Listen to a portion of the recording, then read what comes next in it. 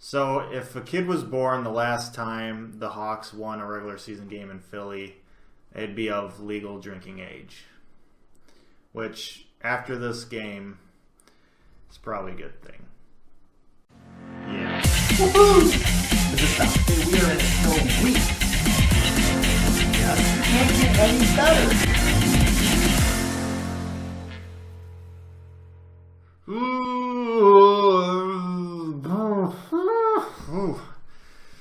Hello, welcome to Hawks Recap. Sounded a little like dial-up internet right there. Hawks lose to the Flyers in Philadelphia tonight by a score of 3-1. Second straight loss for the Blackhawks here. After beating the Flyers last week 3-0, we lose this one and we are done with the Flyers for the season. Got that one over pretty quickly. Split the season series with them, however, if we're going by aggregate goals, we won the season series 4-3. We are moving on to the European Cup. Now, we heard it a lot tonight. Hawks have done pretty poorly in Philadelphia for the last 2 decades here, minus that one time in 2010 in the Stanley Cup final. That was pretty nice. But other than that, it's been pretty tough sledding, and in the first period, more of the same. In fact, I would say that was probably one of the worst first periods this year, if not the worst first period. Nevertheless, it was really, really quite bad. Coach Q blending up the lines a bit like he usually does, mixed up the forward lines as well as the defensive pairings in this one, and it became pretty apparent that those combinations can probably just get thrown right in the trash. They did not look good, especially in this first period. The defense was atrocious. There was, I believe, 5 odd man rushes in that first period alone. Just completely unacceptable. And that's not just on the defensemen. Yeah, they pinched poorly multiple times, but forwards continuously did not read the situation correctly and failed to cover for defensemen or did not cover their defensive assignments well enough. Just all in all, poor defensive effort by pretty much the entire team. And that terrible play is capped off about 5 minutes into this first period when Ruda decides to play like NHL video game defenseman and completely vacate his side of the ice for no apparent reason. Duncan Keith has his side completely under control. No reason to really go over there at all. Oh, and hey, look. Look who's over on your side. Claude Giroux. He's pretty good. Probably shouldn't leave him alone. Not in the slot dot area. No. Probably shouldn't do that. You should probably just go right over. Go over there. Cover him. No? Okay. Bold strategy. Yeah, it didn't work. Claude Giroux, slap shot, one-timer, pass Crawford, Flyers up 1-0. Every time I play that game, I get so pissed at how awful the defensemen play sometimes. I think that is just not realistic. And then I watch that. And I think, why did I ever doubt you, EA? Why? I don't know. But I'm still pissed. I still hate it. Flyers had a lot of offensive zone time in this first period.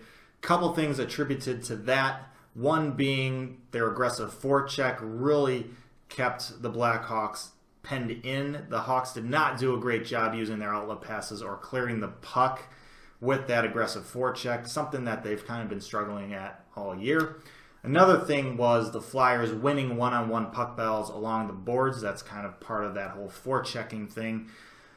And one final thing was, well, the Hawks offense was pretty much one and done a whole lot. They did not get any offensive zone time or sustained zone time themselves, which led to the Flyers being able to break out and have a good chunk of possession. Hawks got credited for 12 shots on goal that period. I don't know if I believe that. Maybe they did, but it didn't seem like it. They got outshot 16-12. It definitely seemed like they got outshot a whole lot. But I don't know if they got 12 shots themselves. 12 minutes into the first period, the Flyers have one of those sustained offensive zone times, and to quote the great Gordon Bombay, the Blackhawks defense was like a bunch of chickens running around with their heads cut off. Voracek, all alone. One-timer, goal, 2-0 Flyers. Once again, not a guy you want to leave all alone. Later in the period, the Flyers had a power play. Actually, wait. The Hawks were the ones with the power play, but it looked like the Flyers did. That's how bad it was. Flyers up 2-0 after a period in which, during intermission, Patrick Sharp described as embarrassing. Second period starts, and it's pretty much more of the same. More odd man rushes for the Flyers. I think about 3 more. Brings their total up to like 8. And on one of those, 3 minutes in, the Flyers get their 3rd goal of the game. Now, coming into this game, Corey Crawford led the league in goals against average, save percentage, and shutouts. His record was 7-5. Something doesn't match up there.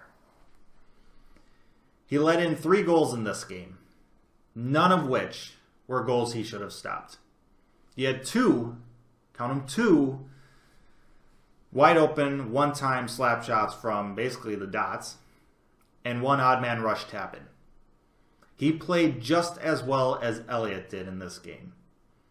Both goalies played absolutely fantastic.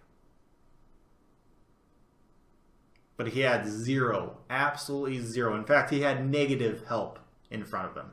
As the second period moves along, the Hawks start getting a little bit better. They stop giving up those odd man rushes. They start getting chances of their own, but they just can't put the puck past Elliott. Elliott played fantastic, like I said, in this one. And you could see the Hawks players just frustrated. They've been frustrated for the past couple of games now, frustrated in this one. Something's gotta happen soon. Such poor shooting percentage doesn't just persist for a long time. It's gotta break.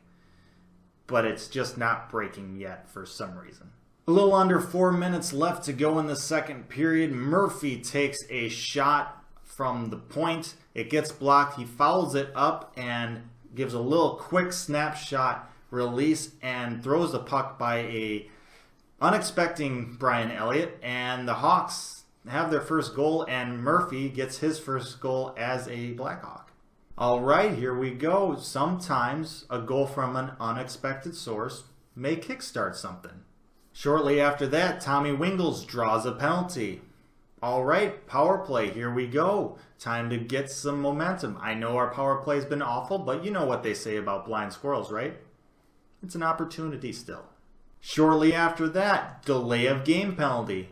Hawks on a 5-on-3 now for 1:45. That's a good chunk of time. This is a prime opportunity for the Hawks to take advantage of the goal that Murphy scored, expand upon it, and get right back into this game. Maybe even tie it if we score quickly enough. This is a huge point in this game. And of course, as I should have predicted, they blow it. They got 1 shot, maybe 2 or 3 shots during that 5-on-3 time. During that 1:45 of 5-on-3. Absolutely blew it. Absolutely unacceptable. Second period ends with the Hawks outshooting the Flyers 11-5 in that period and losing in the game 3-1. The Hawks carried over their good second period play into the third period, but still seemed just out of sync enough that they could not capitalize on their great chances they had in the third period. Brian Elliott also played very well and stoned him. Crawford played very well as well. Pretty much kept the Hawks in this game.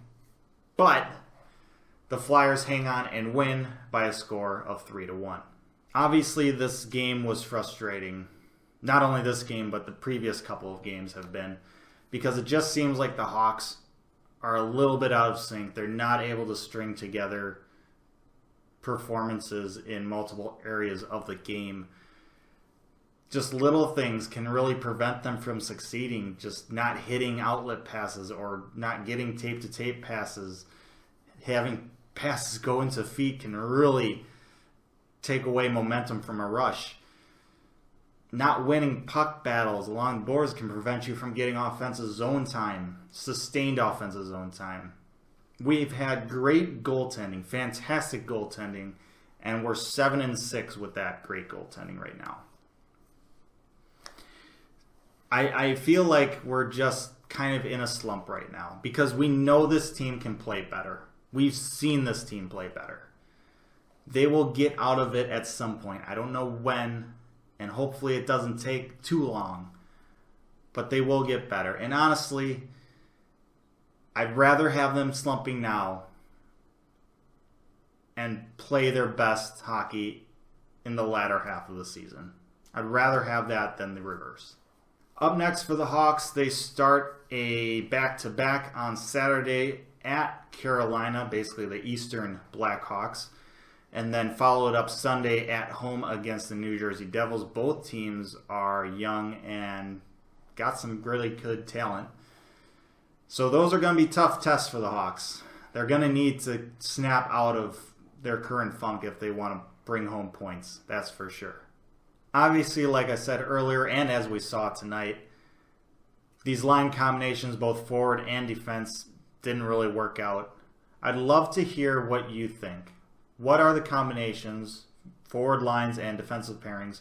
What are those combinations that you would like to see? Would you like them to return back to some of the previous ones or maybe try out some new ones? Let me know in the comment section below because I'd love to hear what your thoughts on that are, to try and break away from this slump that we have.